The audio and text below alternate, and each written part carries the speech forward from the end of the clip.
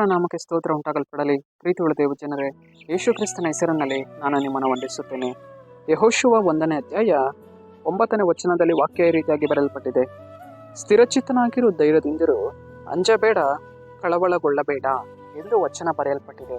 ಅಂದರೆ ಪ್ರೀತಿಯುಳ್ಳ ದೇವ ಜನರೇ, ಕರ್ತನು ಇಲ್ಲಿ ತನ್ನ ವಚನದ ಮೂಲಕ ಯೆಹೋಶುವನನ್ನು ಏನು ಮಾಡ್ತಾ ಇದ್ದಾರೆ, ಬಲಪಡಿಸ್ತಾ ಇದ್ದಾರೆ. ಮೋಶೆಯು ಸತ್ತು ಹೋದ ನಂತರ ಇಸ್ರಾಯೇಲರನ್ನ ನಡೆಸಬೇಕಾಗಿರುವಂತಹ ನಾಯಕನಾದ ಯೆಹೋಶುವನನ್ನು ನೋಡಿ ಹೇಳ್ತಾ ಇದ್ದಾರೆ, ಯೆಹೋಶುವನೇ ಸ್ಥಿರಚಿತ್ತನಾಗಿರು, ಬಲವಾಗಿರು, ಅಂಜಬೇಡ, ಕಳವಳಗೊಳ್ಳಬೇಡ ಎಂದು ಕರ್ತನು ಇಲ್ಲಿ ಯೆಹೋಶುವನನ್ನ ತನ್ನ ವಚನದ ಮೂಲಕ ಬಲಪಡಿಸ್ತಾ ಇದ್ದಾರೆ. ಇವತ್ತು ನಮ್ಮ ಜೀವಿತದಲ್ಲಿಯೂ ಕೂಡ ಕರ್ತನು ಇಲ್ಲಿ ಹೇಳ್ತಾ ಇದ್ದಾರೆ, ಮಗನೇ, ಮಗಳೇ, ನೀನು ಇವತ್ತು ಭಯ ಪಡ್ತಾ ಇದೆಯಾ? ನೀನೇನ್ ಮಾಡಬೇಡ, ಅಂಜಬೇಡ, ಭಯಪಡಬೇಡ, ನಾನು ನಿನ್ನ ಸಂಗಡಿಗನಾಗಿದ್ದೇನೆ. ಕಳವಳ ಪಡ್ತಾ ಇದೆಯಾ? ಕಳವಳ ಪಡಬೇಡ, ಗೊಂದಲ ಪಡಬೇಡ, ನಾನು ನಿನ್ನ ಮಧ್ಯದಲ್ಲಿದ್ದೇನೆ ಎಂದು ಕರ್ತನಲ್ಲಿ ನಮ್ಮ ನೋಡಿ ಹೇಳ್ತಾ ಇದ್ದಾರೆ. ನಾವು ಇವತ್ತು ಅನೇಕ ವಾರ್ತೆ ನಮ್ಮಲ್ಲಿ ಇರುವಂತಹ ಒಂದು ಬಲವನ್ನು ಕಳೆದುಕೊಂಡು ಹೋಗಿ ನಾವು ಏನ ಮಾಡ್ತೇವೆ, ಬಿದ್ದು ಹೋಗಿ ಬಿಡ್ತೇವೆ. ಆಗ ಕರ್ತನ ಸಮ್ಮುಖಕ್ಕೆ ಹೋಗಿ ಪ್ರಾರ್ಥಿಸಬೇಕು. ಕರ್ತನೇ, ನನ್ನ ಜೀವಿತದಲ್ಲಿ ಸ್ಥಿರಚಿತ್ತವನ್ನು ನೀನು ನನಗೆ ಅನುಗ್ರಹಿಸು ಸ್ವಾಮಿ.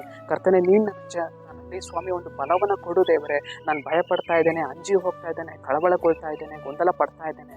ಕರ್ತನೆ, ನೀನು ಹೇಗೆ ಯೆಹೋಶುವನಿಗೆ ನೆರವಾಗಿದೆಯೋ, ಕರ್ತನೆ, ನೀನು ಹೇಗೆ ಯೆಹೋಶುವನನ್ನು ನಿನ್ನ ವಚನದ ಮೂಲಕ ಬಲಪಡಿಸಿದೆಯೋ ಅದೇ ರೀತಿಯಾಗಿ ನನ್ನನ್ನು ಬಲಪಡಿಸು ಕರ್ತನೆ. ಅಪ್ಪ, ನಿನ್ನ ಪ್ರಸನ್ನತೆ ನನ್ನ ಮೇಲೆ ಹಿಡಿದು ಬರುವಾಗ ಕರ್ತನೆ, ನಾನು ಬಲ ಹೊಂದಿಕೊಳ್ತೇನೆ ಎಂದು ಹೇಳುವಾಗಲೇ ದೇವರ ಮಹಿಮೆ ನಮ್ಮ ಮೇಲೆ ಅನುದಿನವೂ ನಮ್ಮನ್ನು ನಡೆಸುವಂಥದ್ದಾಗಿದೆ. ಪ್ರೀತಿಯುಳ್ಳ ದೇವ ಜನರೇ, ಆದುದರಿಂದ ಯೆಹೋಶುವನಂತೆ ನಾವೇನಾಗಿರಬೇಕು, ಸ್ಥಿರಚಿತ್ತವಾಗಿರಬೇಕು. ನಾವು ಭಯಪಟ್ಟು ಹೋಗಬಾರದು, ಕಂಗೆಟ್ಟು ಹೋಗಬಾರದು, ಕಳವಳಗೊಳ್ಳಬಾರದು, ಗೊಂದಲಗೊಳ್ಳಬಾರದು. ದೇವರಲ್ಲಿ ನಾವು ಬಲವುಳ್ಳವರಾಗಿರಬೇಕು. ಸರಿ, ನಾವು ಪ್ರಾರ್ಥಿಸೋಣ.